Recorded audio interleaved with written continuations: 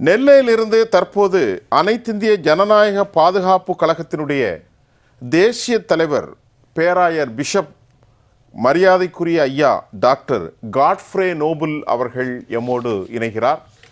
அவர்கள் திருமதி சசிகலா அம்மையார் அவர்களோடும் செல்வி ஜெயலலிதா அவர்களோடும் மிகுந்த ஒரு பாசமும் மரியாதையும் கொண்டவர்தான் கண்ணியத்துக்குரிய பேராயர் திரு டாக்டர் காட்ஃப்ரே நோபல் அவர்கள் இப்போது நம்மோடு இணைகிறார். நெல்லையிலிருந்து ஐயாவை வரவேற்று அவர்களிடத்திலே நான் கதைக்கப் போகிறேன். வணக்கம் திரு டாக்டர் காட்ஃப்ரே நோபல். வணக்கம். வணக்கம் ஐயா. நீங்கள் இப்பொழுது நாம் இப்பொழுது பேசிக்கொண்டிருக்கிற தலைப்பு களம் காண்போம், அம்மாவுடைய ஆட்சி அமைப்போம். திருமதி சசிகலா அம்மையார் அவர்கள் தமிழ்நாட்டிற்கு ஒரு புதிய செய்தியாக புரட்சி தலைவர், அனைத்திந்திய புரட்சி தலைவர் மக்கள் முன்னேற்ற கழகம் என்ற ஒரு அமைப்பு கொடி ஆரம்பித்திருக்கிறது. தற்போது தேர்தல் ஜுரம் அடிக்க ஆரம்பித்திருக்கிறது. இன்னும் 13 நாட்கள் வேட்புமனு. தாங்கள் நெல்லையிலிருந்து சொல்லுங்கள் உங்களின் பார்வை. திருநெல்வேலியிலேருந்து எடுத்துக்கிட்டிங்கன்னா அதிமுக தான் ஒரு ஸ்ட்ராங்கான ஒரு கட்சி. அம்மா காலத்திலும் சரி, எம்ஜிஆர் காலத்திலும் சரி, அது ரொம்ப ஒரு ஸ்ட்ராங்காக வேரூன்றி நின்ற ஒரு பார்ட்டி. ஆனால் இன்றைக்கு சின்னம்மா யாரை உருவாக்கினார்களோ, அதாவது எடப்பாடி பழனிசாமி மற்றும் மற்ற பழைய அமைச்சர்கள்லாம் சின்னம்மாவுடைய தயவுல தான் அவங்க வெளி உலகத்துக்கே வந்தாங்க. இன்னைக்கு பலாயிரம் கோடி சொத்துக்களை சேர்த்து வைத்துட்டு இந்த கட்சியை கம்ப்ளீட்டா அதாவது மக்கள் மத்தியிலிருந்து வெளியே கொண்டு போய் ஒன்னும் இல்லாம ஆக்குறதுக்கு போட்டி போட்டுட்டு இருக்கிறாங்க. அதாவது தலைமையே இல்லை, அதைத்தான் நான் சொல்ல முடியும். அதாவது இவங்க எல்லாரும் சேர்ந்து நான் அம்மா மறைந்த பிறகு 7வது நாள் சின்னம்மாவை போயஸ் கார்டன்ல போய் சந்திக்கிறேன். சந்தித்து அம்மா நீங்க தான் பொறுப்பெடுக்கணும் அப்படின்னு சொல்லி என் கூட எல்லா அமைச்சர்களும் இருக்கிறாங்க. நீங்க தலைமை தாங்கினா மாத்திரம் தான் இந்த கட்சியை இழுத்து கொண்டு போக முடியும். அம்மாவுடைய மூச்சு காற்றில இருந்து எல்லா உணர்வுகளையும் நீங்க அறிந்த ஒரே நபர் 33 வருடம் அம்மா கூட இருந்தவங்க என்று சொல்லும் பொழுது 7வது நாள் அவங்க கண்ணுல இருந்து அப்படி கண்ணீர் சொட்டு சொட்டு விழுது. நான் என் பக்கத்துல ஒரு 2 feet டிஸ்டன்ஸ்ல நான் பாக்குறேன். அப்படி அதாவது 75 நாட்கள் தன்னுடைய சொந்த உறவினர், நெருங்கிய உறவினர் இறந்தது கூட அவங்க போய் பார்க்கவில்லை.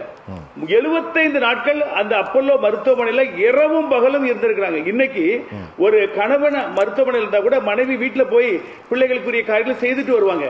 அதே போல மனைவி மருத்துவமனையில கூட கணவர் போய் தன் பிள்ளைகளுக்காக வெளியே போயிட்டு வருவாங்க. ஆனா சின்னம்மா 75 நாட்கள் எவரும் இப்படி இருக்க முடியாது. 24 மணி நேரமும் அப்பல்லோ மருத்துவமனை இருந்தாங்க. இப்படி ஒரு அருமையான, அதாவது தாய்க்கும் மேலாக அம்மாவை பேணி பாதுகாத்தார்கள் என்பதில் மாற்றுக்கிறது இல்லை. அப்போ என்னோட கூட சேர்ந்து அத்தனை அமைச்சர்கள் கூச்சல் பண்ணாங்க, சின்னம்மா நீங்க தான் எங்களுக்கு தலைவரா வரணும். இப்படி கொண்டு உட்கார வைத்து விட்டு அந்த கூவத்தூர்ல இந்த சின்னம்மா நினைக்கவில்லை என்றால் இந்த எடப்பாடி பழனிசாமி யாருக்கு தெரியும்? ஒண்ணுமே அவரு வெளியே ரோல்லே கிடையாது. அப்போ இப்படி காலில் விழுந்து தவிண்டு 4 காலில் தவிண்டு அம்மா அம்மானு அழுது கூப்பாடு போட்டு பாருங்க. நான் இவர் பதவி ஏற்கிற அன்னைக்கு நான் அவர் வீட்டுல போய் அவரை வாழ்த்துறேன். அப்பெல்லாம் அவர் முகத்தை பாத்தீங்கன்னா அழுது ஒரு மாதிரி விரக்தியில இருந்தாரு. ஆனா இன்றைக்கு அதாவது ஏற்றி விட்ட ஏணியை காலால் தூக்கி மிதித்தவர், அதாவது உலகம் முழுவதற்குமே, நீங்க இந்தியாவிலேயே தமிழ்நாட்டில் எடுத்துக்கிடுங்க, 3 வயது குழந்தை கிட்ட போய் நீங்க கேளுங்க, துரோகம் துரோகி என்றால் டேஷ் போடுங்க, எடப்பாடி எல்லாரும் சொல்லுவாங்க. அவ்வளவு தூரத்துக்கு அந்த துரோக செயலுக்கு ஒரு அடையாளமாகவே எடப்பாடி ஆயிட்டார். இன்னைக்கு பாருங்க 10 தோல்வி பழனிசாமி என்று சொல்லி யாரு எதிர்கட்சி தலைவர் ஸ்டாலின் சொல்றாரு. எல்லாரும் எள்ளி நகையாடுற அளவுக்கு இந்த கட்சியை சின்ன பின்னமாக்கிட்டாங்க. அதாவது என்ன சொல்லுவாங்கன்னா, அத குரங்கு கையில பூமாலையை கொடுத்தது போல இது நல்ல அருமையான ஒரு பழமுதிர் அருமையான ஒரு இயக்கத்தை இந்த குரங்கு கையில கொடுத்தது போல சின்னம்மா செய்ததுதான் தவறு. அது அவர்கள் நம்பிட்டாங்க, ரொம்ப நம்பிட்டாங்க அவரை. அவர் காலில் விழுந்து புரண்டெல்லாம் பார்த்து ரொம்ப அதிகமா நம்பினால அவங்க இந்த குரங்கு கையில பூமாலை கொடுத்தது போல அந்த கட்சியை தும்பு தும்பாக்கிட்டாரு. இன்னைக்கு பாருங்க வரிசையா எல்லாரும் திமுக போயிட்டு இருக்கிறாங்க. இதுக்கு காரணம் யாரு? எம்ஜிஆர் காலத்துல இருந்து அம்மா காலத்துல இருந்து நீங்க இதை பார்த்துக்கிட்டே இருந்திருக்கிறீங்க. எத்தனை பிரச்சனைகள் வந்தாலும் திரும்ப அவங்களை அனைத்து ஒரே இயக்கத்துல கொண்டு வந்திருக்கிறாங்க. ஆனா இன்னைக்கு அவ்வளவு வெளியே போ என்று விரட்டுகிறார். கடைசியில் என்ன போகுதுன்னா ஒரே ஒரு காரியம், என் மனசுக்குள்ள திரும்ப திரும்ப தோணுது, இந்த தேர்தலையும் படுதோல்வி அதிமுக அடையும்.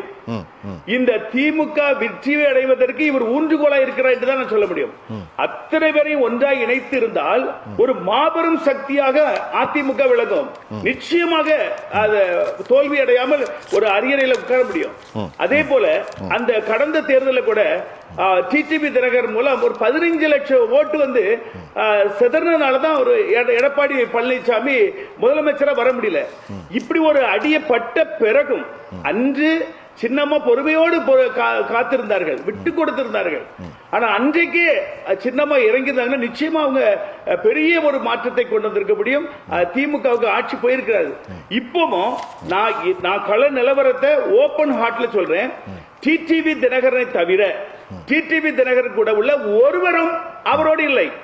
அத்தனை பேரும் சின்னமாட்ட வந்துட்டாங்க. இது எத்தனை பேர் நம்புறாங்களோ எனக்கு தெரியாது. அதே போல நான் இந்த திருநெல்வேலி மாவட்டத்தில் இந்த அதிமுக கிட்டத்தட்ட 10-13 வருஷம் நான் டிராவல் பண்றதுனால அத்தனை மக்களும் எனக்கு பழக்கம். அதுல குறிப்பாக தேவர் சமுதாயத்தில் உள்ளவங்க எல்லாருமே 100க்கு 100 சின்னம்மா மீதுதான் பற்றோடு இருக்கிறார்கள். ஒருவரும் டிடிவி பக்கம் இல்லை. சின்னம்மாவுக்காக டிடிவி ஆதரித்தார்கள் தவிர டிடிவிக்காக அந்த கட்சி உருவாகவில்லை. அம்மா மக்கள் முன்னேற்ற கழகம். ஆகவே இந்த அம்மா மக்கள் முன்னேற்ற கழகம் இப்பொழுது இல்லை. அதுதான் புரட்சி தலைவர் எம்ஜிஆர் மக்கள் முன்னேற்ற கழகமாக மாறி இருக்கிறது. ஆகவே ஒரு பெரிய மாற்றத்தை எதிர்நோக்கி இருக்கிறோம். இன்னைக்கு நான் வந்ததெல்லாம் சின்னம்மா வந்ததெல்லாம் எனக்கு அவ்வளவு சந்தோஷம். நான் நேரில் போய் ஒரு 3 நாட்கள் முன்பதாக போயஸ் கார்டன்ல போய் சின்னம்மாவை சந்தித்து அவர்களை என்னோட மனம் விட்டு பேசினேன். ஆகவே இது காலதாமதமாய் வந்தாலும் ஒரு பெரிய மாற்றத்தை தமிழகத்தில் இந்த 26 தேர்தலில் நிச்சயமாய் கொண்டு வர போகிறது. இது இவங்க இலங்கை அதிபரை ஒரு நாள் என்ன பண்ணாங்க, ஒரே பிரச்சனை மக்கள் எல்லாரும் கொந்தளிச்சு எழும்பி ஒவ்வொரு வீட்டுக்குள்ள போந்து அடிச்சு விரட்டி அவர் பிளைன்ல தப்பி ஓடினதை நம்ம பார்த்தோம். அந்த நிலைமை எடப்பாடி பழனிசாமிக்கு வரப்போகிறது. அத்தனை முன்னாள் அமைச்சர்களும் அத்தனை மாவட்ட செயலர்களும் கொந்தளித்து எழும்ப போகிறார்கள். இந்த தோல்வியை கண்டு அவர் துண்டை காணும் துணியை காணும் ஓட போகிறார். அங்கே அதிபதி இலங்கை அதிபர் வீட்டுல எல்லாம் ஏசி டேபிள் பர்னிச்சர் எல்லாம் தூக்கிட்டு ஓடிட்டாங்க. அதே நிலைமை வரப்போகிறது. ஏனென்றால் இவர் மாத்திரம் எதிர்கட்சி தலைவராய் அந்த அரசுடைய எல்லா இலவசங்களையும் அந்த வாகனங்கள் மற்றும் பங்களாக்களை அனுபவிக்கிறார். ஆனால் இவருக்கு வலதுகையா இடதுகையா இருக்கக்கூடிய யார் வேலுமணி தங்கமணி அவர்கள் ஒன்று அனுபவிக்கவில்லை. ஆகவே இவர்கள் பொறுத்து பொறுத்து பார்ப்பார்கள். இந்த தேர்தலிலும் படுதோல்வி அடைய போகிறது. இதுல என்ன ஒரு காரியம்னா, நான் அனைத்து இந்திய ஜனநாயக பாதுகாப்பு கழகம் ஒரு கட்சி ஆரம்பிச்சிருக்கேன். எதுக்கு தெரியுமா? எடப்பாடி பழனிசாமி பிஜேபியோட கூட்டணி வைத்ததுனாலதான். நான் ஒரு கிறிஸ்தவ போதகராய் பேராயராய் நான் எப்படி அந்த பிஜேபியோட நான் பயணிக்க முடியும்? ஆகவே தான் வெளியே வந்து அம்மா காத்த இயக்கத்தை எப்படி அழிச்சிடக்கூடாது சொல்லி நான் வெளியே வந்து முழுக்க முழுக்க அதிமுக சப்போர்ட்டா தான் இருந்தேன். சப்போர்ட்டாக இருந்து இதை பிஜேபியோட கொலாபரேட் பண்ண முடியாது என்கிறதுக்காக தான் வெளியே வந்தேன். அதுக்கப்புறம் இப்போ திரும்ப என்ன சொன்னாரு எடப்பாடி, இனி நாங்க கடைசி வரைக்கும் நாங்க இந்த தப்பை செய்ய மாட்டோம் என்று சொல்லி பிஜேபியோட கூட்டணி வைக்க மாட்டோம்னு சொன்னாரு. ஈரோடு பை எலெக்ஷன்ல கூட அந்த கூட்டணி விட்டு கம்ப்ளீட்டா அவருக்கு பேனர்ல படத்தை கூட வைக்கல, பிஜேபி படத்தை. ஆனால் இன்றைக்கு அவர் சிக்கி இருக்கிறார். அவர் இருக்கக்கூடாது, கூட்டணி வைக்க கூடாது நினைத்தார். ஆனால் அவருக்கு இருக்கக்கூடிய சில காரியங்கள், அவர் மறைமுகமான தாக்குதல்கள் அடிபணிந்து இவர் டெல்லியை தேடி ஓடி போய் பணிந்து கொண்டார். காலில் விழாக்குறையாய் அமித்ஷா காலில் விழுந்த மாதிரி பணிந்து கொண்டு அவர்கள் இயக்குகிறார்கள். இன்னைக்கு அதிமுகவை இவ்வளவு பெரிய மாபெரும் கட்சியை எடப்பாடி பழனிசாமி இயக்கவில்லை, இயக்குகிறது அமித்ஷா. குரூப் தான் இயக்குது.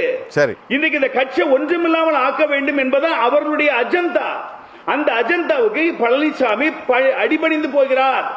கட்சி போனா போது நமக்கு 73 வயசு ஆயிட்டு, நமக்கு வர வேண்டிய சொத்துக்கள் பணங்கள் எல்லாம் வந்துட்டு இன்னும் கொஞ்சம் இழுத்து போவோம், அடிமையாக்கி விட்டுட்டு போயிட்டே இருப்போம். இந்த கட்சியை அழிப்பதற்காக திட்டம் திட்டி வைத்திருக்கிறார். ஆகவே இதை அதிமுக தொண்டர்கள் பார்த்து கொண்டு சும்மா இருக்க மாட்டாங்க. பாருங்க, சின்னம்மா ஒரு தாய் உள்ளம் போல எவ்வளவோ பொறுமையா போனாங்க, எவ்வளவோ பொறுமையா போனாங்க.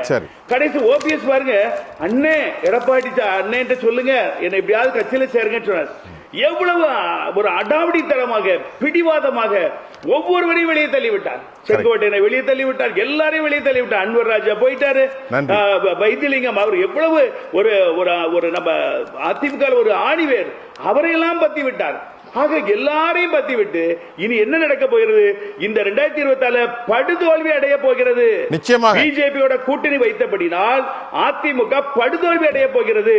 இந்த படுதோல்வியில் காரணத்தினால அத்தனை தொண்டர்களும் அத்தனை முன்னாள் அமைச்சர்கள் மாவட்டத்தில் எல்லாரும் சீறி எழும்பி அவருடைய வீட்டை விட்டு நாட்டை விட்டு அவரை துரத்துவார்களா இல்லை என்பதை நீங்கள் பாருங்கள். நன்றி நன்றி திரு ராஜபக்சேக்கு ஏற்கனவே நடந்த சம்பவம் நன்றி. தமிழ்நாட்டில் இந்த எடப்பாடிக்கு நடக்க போகிறது. ஏனென்றால் வினை விதைத்தவன் வினை அறுப்பான், நன்றி வினை விதைத்தவன் திணை அறுப்பான் பழமொழி சொல்லுகிறது. ஆகவே இந்த வினை அதாவது சின்னம்மாவுக்கு செய்த துரோகத்தின் பலனை அவருடைய ஆயுசு நாட்களில் இந்த தேர்தலில் அவர் சந்திக்க போகிறார். நிச்சயமாக பேராயர் காட்ஃப்ரே நோபல் ஒரு அட்ரஸே இல்லாத ஒரு மனிதனை அம்மா என்ன செஞ்சிருக்காங்க, சின்னம்மா என்ன செஞ்சிருக்காங்க, ஒரு முதலமைச்சர் தகுதி கொண்டு வந்திருக்காங்க. அவர் கனவுல நினைச்சு பார்த்திருப்பாரா? பேசலாம் பேராயர் காட்ஃப்ரே தகுதி இருக்கிறது. அவருக்கு யார் இந்த அந்தஸ்தை கொடுத்தார்கள்? சின்னம்மா கொடுக்கவில்லை என்றால் அவர் முதலமைச்சர் ஆக முடியாது. நன்றி நன்றி. இப்படிப்பட்ட ஒரு பெரிய இயக்கத்தை சீரழித்த கொடும்பாவிதான் எடப்பாடி பழனிசாமி. சீக்கிரத்தில் அவருடைய அராஜகங்களுக்கு ஒரு முற்றுப்புள்ளியை பொதுமக்கள் வைப்பார்கள். நன்றி நன்றி நன்றி என்று கேட்பார். அது இன்று கேட்கிறார். நன்றி ஐயா அவர்கள் நிறைய ஒரு தடங்களின்றே பேசியிருக்கிறார். இந்த நிகழ்ச்சி நம்ம அதுக்கு மேலே நேரம் இடம் இல்லை. நம்மோடு பேசிய திரு காட்ஃப்ரே நோபல் அவர்கள், ஐயா துரைக்கருணா, சரவண பெருமாள் மற்றும் மக்கள் படை கட்சியினுடைய பொதுச் செயலாளர் ராம் பிரகாஷ், உங்கள் அனைவருக்கும் மீண்டும் மற்றொரு களத்தில் நான் உங்களை சந்திக்கின்றேன். அதுவரை உங்கள் அனைவரிடமிருந்தும் நான் உங்கள் சுஃபியான், ஜெயா பிளஸ் தொலைக்காட்சிக்காக நன்றி. மீண்டும் சந்திப்போம்.